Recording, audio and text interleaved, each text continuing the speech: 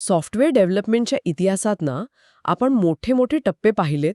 म्हणजे मशीन कोडपासून आपण असेंब्ली लँग्वेजकडे आलो. हो. मग सी, जावा सारख्या हाय लेव्हल लँग्वेजेस आल्या. आणि आता तर पायथन सारख्या भाषांमुळे काम अजूनच सोपं झालंय. अगदी. प्रत्येक वेळी आपण एका प्रकारचं ॲब्स्ट्रॅक्शन वाढवत गेलो.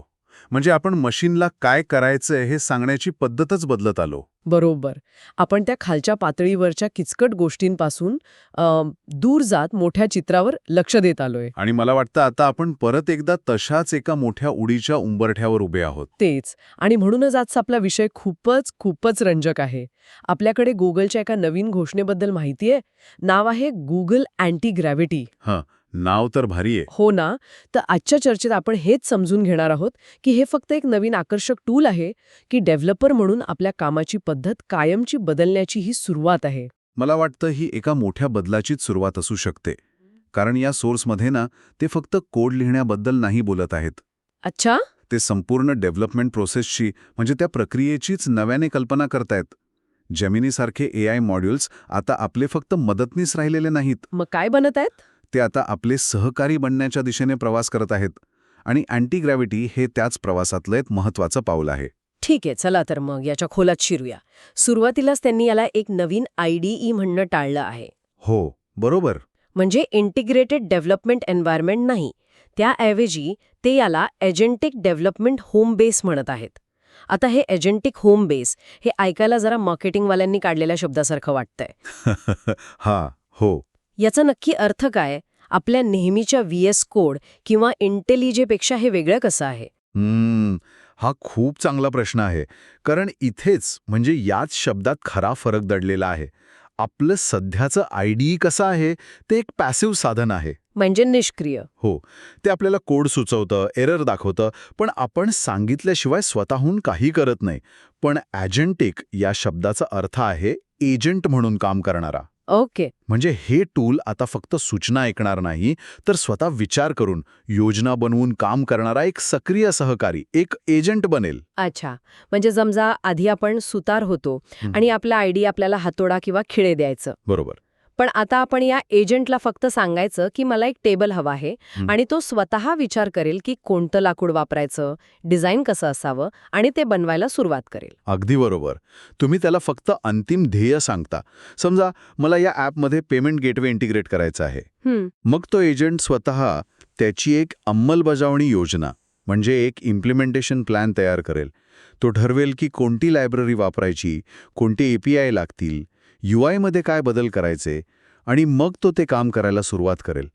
हा विचार करण्याच्या पद्धतीतला खूप मोठा बदल आहे. पण मग यामुळे डेव्हलपरच्या भूमिकेवर काय परिणाम होईल? त्या सोर्समध्ये म्हटलंय की डेव्हलपर आता एजंटचा मॅनेजर बनेल. हो.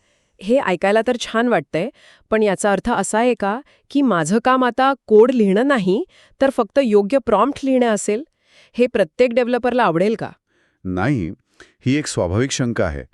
पण याकडे असं बघता येईल की डेव्हलपरचं लक्ष आता प्रत्येक लहान कोडची ओळ लिहिण्यावरून हटेल. आणि कुठे जाईल? ते संपूर्ण सोल्युशनच्या रचनेवर म्हणजे सोल्युशन आर्किटेक्चरवर केंद्रित होईल. सिस्टम कशी काम करेल, वेगवेगळे भाग एकमेकांशी कसे जोडले जातील, डेटा फ्लो कसा असेल, यासारख्या मोठ्या आणि महत्त्वाच्या प्रश्नांवर विचार करायला डेव्हलपरला जास्त वेळ मिळेल. आणि तो लहान सहान कंटाळवाणा भाग, तो अंमलबजावणीचा मोठा आणि कंटाळवाणा भाग एजंट सांभाळेल. हे तर खूपच पुढारलेलं वाटतंय. पण यात एक गोष्ट मला खूपच आश्चर्यकारक वाटली. कोणती? हा एजंट केवळ कोड लिहित नाही, तर तो ब्राउझरसारखी बाह्य साधनंही वापरू शकतो. म्हणजे नक्की काय करतो तो? हो, आणि इथेच अँटी ग्रॅव्हिटी खऱ्या अर्थाने वेगळी ठरते. आपले पारंपरिक AI मॉडेल्स एका बंदिस्त वातावरणात काम करतात, नाही का? हो. पण हा एजंट ब्राउझर वापरू शकतो. याचा अर्थ तो वेबवर जाऊन डॉक्युमेंटेशन वाचू शकतो, स्टॅक ओव्हरफ्लोवरची उत्तरं तपासू शकतो किंवा त्याने तयार केलेला UI कॉम्पोनंट ब्राउझरमध्ये कसा दिसतोय हे स्वतःच तपासू शकतो. म्हणजे तो जगाशी संवाद साधू शकतो. अगदी. एक मिनिट. म्हणजे एकाच वेळी अनेक एजंट्स समांतरपणे म्हणजे इन पॅरलल काम करू शकतात. हो. म्हणजे मी एका एजंटला एखादा किचकट बग फिक्स करायला सांगू शकेन, त्याचवेळी दुसरा एजंट एका नवीन फीचरवर काम करत असेल आणि तिसरा कोड रिफॅक्टर करत असेल. हे तर अविश्वसनीय आहे. अगदी तसंच. आणि यामुळे कामाचा वेग प्रचंड वाढेल. ज्या कामाला पूर्वी काही दिवस किंवा आठवडे लागायचे ते आता कदाचित काही तासात होऊ शकतं. कल्पनाच करवत नाहीये. कल्पना करा, तुम्ही सकाळी कामाला सुरुवात करताना 3-4 मोठी कामं एजंट्सना देता आणि कॉफी पिऊन येईपर्यंत त्यांनी कामाची योजना तयार करून अंमलबजावणीला सुरुवातही केलेली असते. पण इथे माझ्या मनात एक धोक्याची घंटा वाजतीये. इतकी स्वायत्तता म्हणजे हे धोकादायक नाही का? बरोबर आहे. समजा मी एका एजंटला डेटाबेस क्लीनअप करायला सांगितलं आणि त्याने उत्साहाच्या भरात प्रोडक्शन डेटाबेस उडवून टाकला तर? या स्वायत्त एजंट्सवर विश्वास कसा ठेवायचा? जबाबदारी कोणाची? हा सगळ्यात महत्त्वाचा प्रश्न आहे आणि यावर त्यांनी खूप चांगला उपाय शोधलाय, ज्याशिवाय ही संकल्पना यशस्वीच होऊ शकत नाही. काय आहे तो उपाय? त्यांनी याला इन्स्टंट व्हेरिफायबल आर्टिफॅक्ट्स असं नाव दिलंय. इन्स्टंट व्हेरिफायबल आर्टिफॅक्ट्स म्हणजे? कामाचा त्वरित तपासता येण्याजोगा पुरावा. उदाहरणार्थ? समजा तुम्ही त्याला एक UI बग फिक्स करायला सांगितला, तर तो काम झाल्यावर फक्त काम झालं असं सांगणार नाही. मग? तो तुम्हाला बग दिसणारा आधीचा स्क्रीनशॉट आणि बग फिक्स झाल्यावरचा नंतरचा स्क्रीनशॉट दोन्ही दाखवेल. अच्छा. किंवा त्याने एखादा नवीन फीचर तयार केला असेल तर ते कसं काम करतंय याचं एक छोटं स्क्रीन रेकॉर्डिंग तो स्वतः तयार करून देईल. वा, म्हणजे हे बघा, मी माझं काम केलं आहे आणि ते व्यवस्थित चालत आहे याचा पुरावा तो स्वतःच देतो. हो. यामुळे डेव्हलपरला तासनतास मॅन्युअल कोड रिव्ह्यू करून सगळं तपासावं लागणार नाही. तो फक्त ते पुरावे पाहून कामावर विश्वास ठेवू शकतो. हो, यामुळे विश्वासार्हता आणि वेग दोन्ही टिकून राहतात. पण तुमचा मूळ प्रश्न योग्यच आहे. एक स्क्रीनशॉट फक्त UI दाखवतो. बरोबर. पण त्यामागे एजंटने अत्यंत खराब, न समजणारा कोड लिहिला असेल तर? हा एक मुद्दा आहेच. हे व्हेरिफायबल आर्टिफॅक्ट्समध्ये कोडची गुणवत्ता तपासण्याची सोय आहे का हे पाहणं महत्त्वाचं ठरेल. सध्याच्या माहितीनुसार ते कोड डिफ्स म्हणजे कोडमधील बदलसुद्धा दाखवतात, ज्यामुळे डेव्हलपरला ते पाहता येतात. पण तरीही अंतिम जबाबदारी ही मानवी मॅनेजरचीच राहील. हे खरंय, पण यामुळे एक दुसरी मोठी समस्या सुटू शकते. कोणती? डेव्हलपर्सना नेहमीच त्या शेवटच्या 10% कामाचा त्रास होतो. हो, अगदी. AI तुम्हाला 90% काम करून देतो, पण ते परफेक्ट करण्यासाठी, त्यात छोटे छोटे बदल करण्यासाठी माणसाला खूप वेळ आणि मेहनत घ्यावी लागते. यावर अँटीग्रॅव्हिटीमध्ये काही विचार केलेला आहे का? हो, आणि मला वाटतं की हेच या सिस्टमचं सर्वात नाविन्यपूर्ण वैशिष्ट्य आहे. आपण सगळेच त्या अनुभवातून गेलो आहोत. हो ना. तुम्ही 2 तास लावून एक उत्तम अल्गोरिदम लिहिता आणि पुढचे 4 तास एका बटनाला बरोबर मध्यभागी आणण्यासाठी घालवता. अँटीग्रॅव्हिटी याच समस्येवर एक वेगळा दृष्टिकोन ठेवते. कसा? त्या सोर्समध्ये एक उदाहरण दिलंय. समजा एजंटने नॅनो बनाना नावाची एक लँडिंग पेज मॉकअप तयार केली, की जवळपास चांगली आहे, पण तुम्हाला त्यात काही छोटे UI बदल हवे आहेत. ओके. जसं की बटनाचा रंग बदलायचा आहे किंवा टेक्स्ट थोडं डावीकडे सरकवायचं आहे. बरोबर. आणि मग पारंपरिक पद्धतीत तुम्ही काय कराल? मी कोडमध्ये जाऊन CSS बदलेन किंवा AIला पुन्हा एक लांबलचक प्रॉम्प्ट लिहून देईन की find the primary button component and change its background colour to hex code, असं काहीतरी. इथेच खरी गंमत आहे. अँटीग्रॅव्हिटीमध्ये तुम्ही थेट त्या मॉकअपवर म्हणजे त्या दिसणाऱ्या वेबपेजवर व्हिज्युअल कमेंट्स देऊ शकता. काय? हो, जसे एखादा डिझायनर फोटोशॉपमध्ये डिझाईनवर लाल पेनाने गोल करून सूचना देतो, अगदी तसंच. म्हणजे मी त्या बटनावर गोल करून लिहू शकते की याचा रंग निळा कर? अगदी. किंवा टेक्स्टवर बाण दाखवून म्हणू शकता, हे 50 पिक्सल डावीकडे सरकव. थांबा, तुम्ही म्हणताय की मला कोडमध्ये जायची किंवा क्लिष्ट भाषेत सूचना द्यायची गरज नाही. मी फक्त स्क्रीनवर चित्र काढल्यासारखा फीडबॅक देऊ शकेन आणि AIला ते समजेल? हो. हे तर सायन्स फिक्शन वाटतंय. हे खरंच सायन्स फिक्शनसारखं वाटतं, पण तेच याचं सामर्थ्य आहे.